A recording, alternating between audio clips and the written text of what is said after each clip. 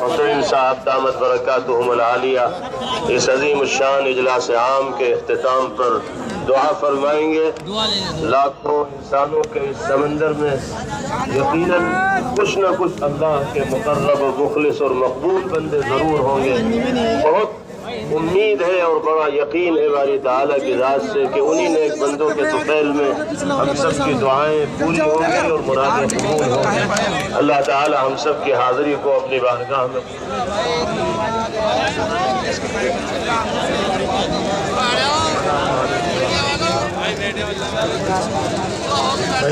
جمعیت علماء ہند کے ذمہ داروں نے آپ حضرات کا شکریہ ادا کیا۔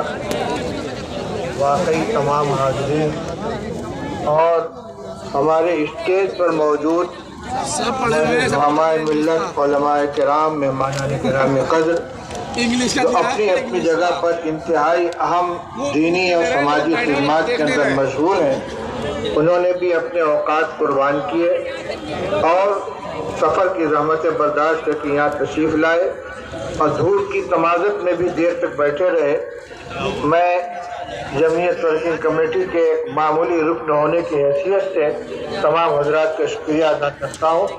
دعا فرمائیں کہ اللہ تعالیٰ اس اجلاس کو ہر طرح کامیاب فرمائے، جن مقاصد کو لے کر ہم اکٹھا ہوئے ہیں اس میں ہمیں مکمل کامیابی حاصل ہو، ملک کا ماحول بدلے، نفرتیں ختم ہوں، آپس میں محبتیں بڑھیں اور ہمارا ملک ترقی کرے۔ ربنا آتنا فی الدنیا حسنۃ وفی الآخرۃ حسنۃ وقنا عذاب النار۔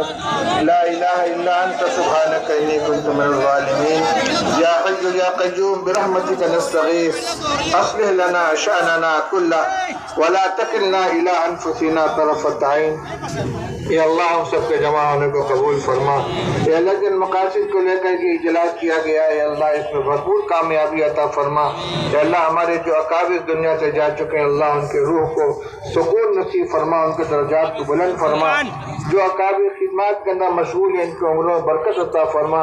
پورے ملک کے اندر جمعیت کے کارکنانوں کو عزم و ہمت کی توفیق عطا فرما، ان کے کاموں میں برکت عطا فرما، جان مال عزت آبرو کی حفاظت فرما، ملک کے ماحول کو درست فرما، نفرتوں کو ختم فرما، آپس کے اندر میل جول اور محبت کو فروغ عطا فرما، ہماری حاضری کو قبول فرما۔ ربنا آتنا فی الدنیا حسنۃ وفی الآخرۃ حسنۃ وقنا عذاب النار۔ وصلی اللہ تعالی علی خیر خلقہ محمد وآلہ وصحبہ اجمعین برحمتک یا ارحم الراحمین۔